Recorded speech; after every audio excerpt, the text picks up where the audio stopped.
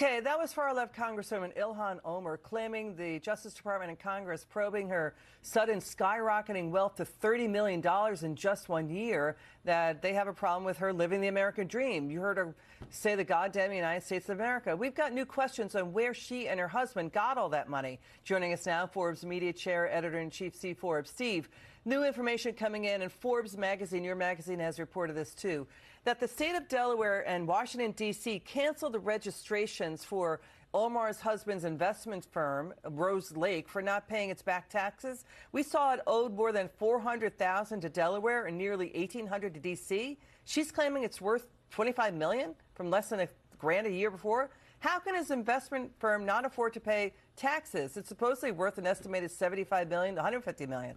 This is really weird stuff. Well, weird is not the word for it.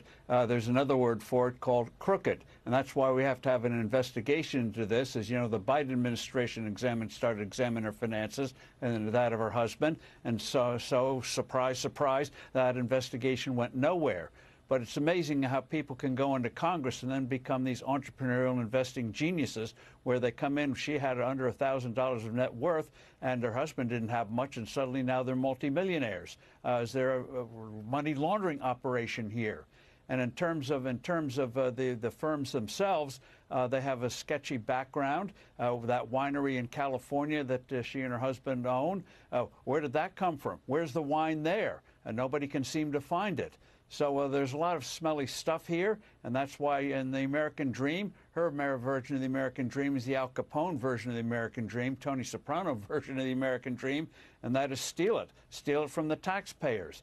And so there's a lot of stuff here, and so when somebody cloaks themselves in the American Dream, and so you have numbers like this, from minus 1,000 to 30, 40 million, you know something is not right. Yeah, and she's also like, blaming people, bullying, doing race baiting, race bullying.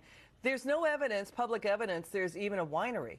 She valued it at $5 million. His investment firm is real. It's supposedly real. Its D.C. headquarters appear to share office space at a WeWork, Steve. There's no track record of his firm managing money, doing M&A deals. No clients we see, investment deals, or any work it's done. They say they do work in 80 nations operating in. There's no SEC registrations for them as investment advisors. What is going on here? This increasingly looks sketchy, both the winery and his investment firm. Yeah, the winery may not exist, and the firm may be just really a name only, as you say, a WeWork office. Big deal. So that's why the investigation needs to be done. And suddenly all that $30 million, I think you're going to find, I'll make a speculation and prediction, that $30 million came from sources that are illegal, period. Thank you so much, Steve Forbes, helping us to break it down. We're going to stay on the story.